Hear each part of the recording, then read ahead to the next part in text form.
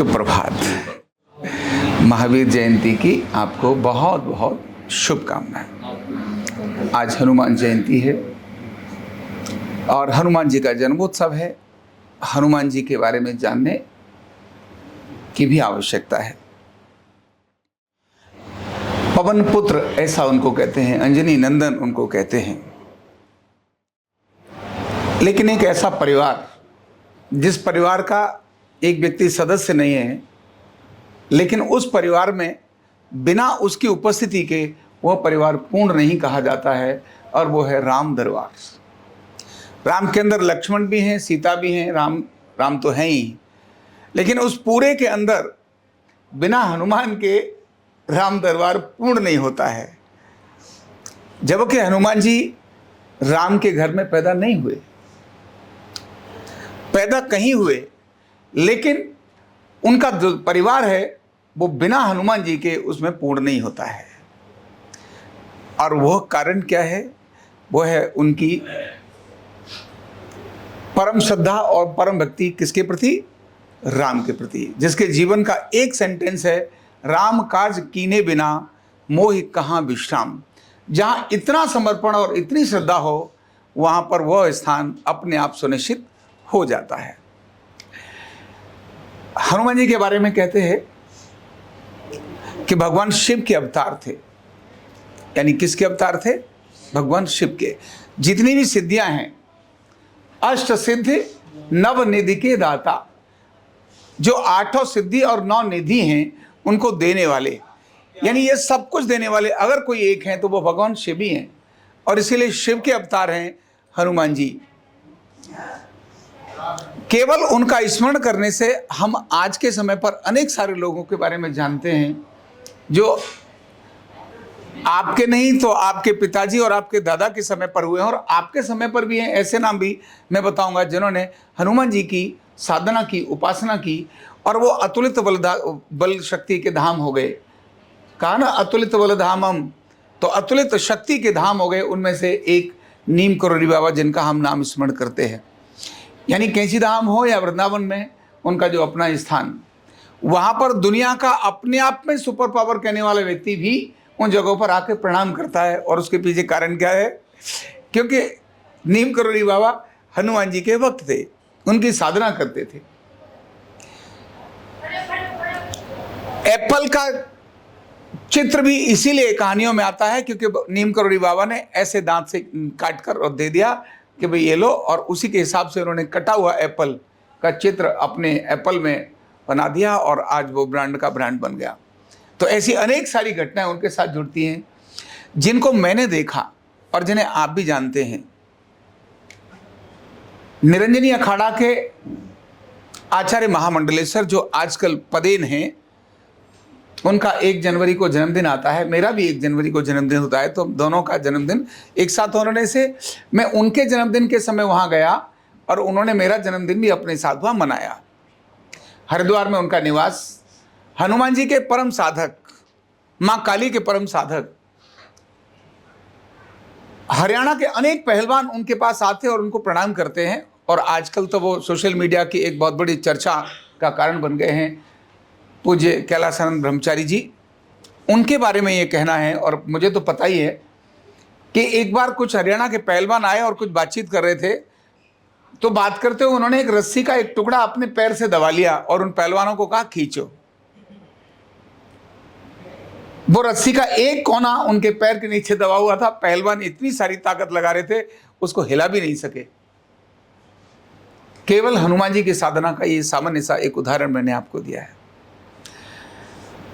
वास्तव में ऐसा व्यक्ति जिसने सारी जिंदगी अपने लिए नहीं, दूसरे के लिए सोचा।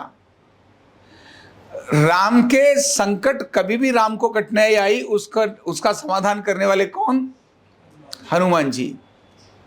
चाहे तो सीता जी की खोज करनी थी तो हनुमान जी खोज करके लाए, और बिना हनुमान जी, यानी हनुमान जी खोज करने जा रहे हैं, उसके लिए योजना अपनी बना रहे हैं, केवल यहां से भेज दिया, जाओ काम करके लाओ। बिल खर्चा बना के नहीं दिया, खुद ही होकर वहां का काम कर लिया। भोजन कहाँ करना है वो भी कर लिया, सारी व्यवस्थाएं खुद कर ली। यानी अगर कोई सेवक हो तो हनुमान जी जैसा, अगर कोई कार्यकर्ता हो तो हनुमान जी जैसा, जो कम से कम खर्च में अधिकतम काम करके आ जाए। वो लंका गए, लंका जाने के बाद में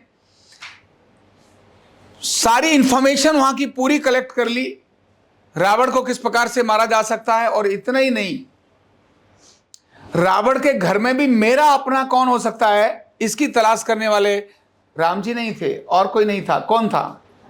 हनुमान जी स्वयं थे कि जहां मैं काम कर रहा हूं या मेरे हित के, मेरे मतलब के कौन व्यक्ति हैं जो मेरे काम आएंगे। और उनके घर का प्रमुख व्यक्ति विभीषण अपने साथ जिन्होंने जोड़ लिया।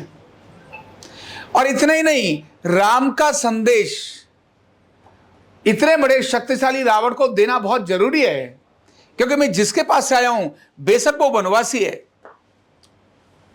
बेशक वो वनवासी है, वन में अभी निवास कर रहा है, लेकिन चाहे उसके पास रथ नहीं है, लेकिन कोई बात नहीं, मैं तो हूं ना। इसके बाद सीधा एक संदेश उनको दिया, और संदेश देने के लिए छोटा मोटा नहीं, बहुत बड़ा संदेश दिया कि उनकी लंका को ही उनके जला डाला। उन्होंने कोशिश की पूंछ जलाने की, लेकिन उन्होंने उनकी लंका को जला दिया। यानी एक कैसा सेवक, कैसा दूत जो संदेश देकर आ जाए कि भाई जहां तुम पंगा ले रहे हो ये छोटी बात नहीं है, बहुत बड़ी बात है, वो तो बाद में आएंगे, हम ही पहले निपट लेंगे। ऐसे अतुलित बुद्धिमता वरिष्ठम, बुद्धि के बहुत बड़े योग्य, इसलिए कहते हैं अतुलित बलधामम हिमशैलावदेहम धनुजवन कृशानम ज्ञान नाम अग्रगण्यम सकल गुण निधानम वानराणाम धीशम रघुपति प्रियवक्तम बात जातम नमामि। हनुमान जी इस प्रकार का कहते हैं। हनुमान जी केवल एक ऐसी शक्ति हैं जिनका स्मरण करने से, जिनका जाप करने से वो प्रकट होते हैं, और जो हमें चाहिए वो सारी चीजें हमको देते हैं। हनुमान जी एक ऐसे व्यक्तित्व हैं जिनको हम अपना आदर्श के रूप में मान सकते हैं। काम को करना हो तो हनुमान जी के तरीके को ढूंढ सकते हैं। किसी को अगर अपना बनाना हो तो अपना बनाने के लिए किस प्रकार से काम किया जा सकता है। भक्ति करनी हो तो हनुमान जी से अधिक भक्ति वाला नहीं। ताकत अगर दिखानी हो तो हनुमान जी से कोई ताकत वाला व्यक्ति नहीं। और जिसकी जिंदगी में ना शब्द कभी नहीं, ना एक किसी भी काम करने वाले व्यक्ति को हनुमान जी से सीखने की आवश्यकता है कि हनुमान जी की जिंदगी में ना शब्द नहीं था। रात को बूटी चाहिए और बूटी नहीं चाहिए लक्ष्मण जी को, और शक्ति लगी और वो धराशायी हो गए। शाम का समय था, युद्ध समाप्त हो गया। अब क्या किया जाए, यहां तो कोई वैद्य भी नहीं है, तो लंका में जाकर के वैद्य है उसको उठाकर लाना पूरे घर को, और लंका से वैद्य को लाने के बाद जब उसने कहा कि सही संजीवनी तो हिमालय पर मिलेगी, और हिमालय लंका के बिल्कुल अपोजिट दूसरी दिशा में है, कौन लेकर आएगा। तब हनुमान जी एक ऐसे थे जिन्होंने कहा कि यस, अभी सूर्योदय, और वो भी सूर्योदय से पहले लेकर आनी है, मैं लेकर आता हूं। तो ना शब्द जिसके जीवन में बिल्कुल भी नहीं। और सबसे बड़ी, उससे भी बड़ी बात, समस्या आने पर हमेशा रास्ता निकालने वाला, संभावनाओं को ढूंढने वाला, तलाशने वाला, अपने फोकस से न हटने वाला, ये हनुमान जी का अद्भुत गुण है। अपने फोकस, क्या करना है मुझे, बस इतना ही है। राम काज कीने बिना मोहि कहाँ विश्राम। जब वो बूटी लेने के लिए जाते हैं तो कालनेमी आकर अपने बहुत सारे प्रपंच रचता है, और वहां एक राम भक्त के रूप में जपता है और उनको मोहित कर लेता है। पहले तो देखते हैं यार ये राम का नाम यहाँ कौन लेने वाला है, उसके पास जाते हैं और वो अपने सारे भ्रमजाल के अंदर उनको फंसाता है कि तुम आज रात को यहीं ठहर जाओ, कोई बात नहीं, सवेरे चले जाओ। बहुत बार ऐसे लोग होते हैं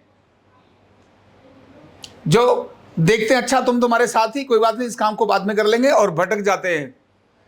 उन्होंने कहा नहीं, मैं इस सारे को नहीं कर सकता क्योंकि मुझे तो बूटी लेके आनी है। बोले चिंता मत करो ना, मैं तुम्हारी अभी एक मंत्र ऐसा सिखा दूंगा कि तुम तो वहां पहुंच जाओगे और बूटी लेके तुरंत वहां जाओगे, इतनी देरी तो है।